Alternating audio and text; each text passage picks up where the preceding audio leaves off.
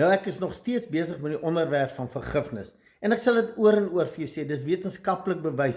Hoe meer jy met daai negatiewe gedagtes besig hou, skei jou brein negatiewe peptine, chemiese stowwe in jou liggaam af. En jy stadig maar besig om jouself te vergiftig. Dis soos 'n kanker wat jy kies in jou liggaam. En dis hoekom jy moet ontslae raak daarvan.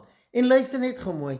Om te vergewe is 'n keuse, non-stop. Wat jou verskoning ook al is. Nou gister het ek gesê, jy kry so baie negativiteit, dat mense is later heeltyd, hulle judge alles, hulle is krities oor alles. Maar daai selfde tipe mense kan nie anders as om heeltyd negatief van ander mense te praat nie. Hulle skinder heeltyd van mense. Luister bietjie in gesprekke. Hulle het altyd 'n probleem met iets van iemand anders, oor en oor. Dit is hulle gewoonte. Hulle het sulke vaste programme. En ek en jy moet kies. As ons wil joy en vrede hê, stop met hierdie negativiteit. Dis 'n keuse.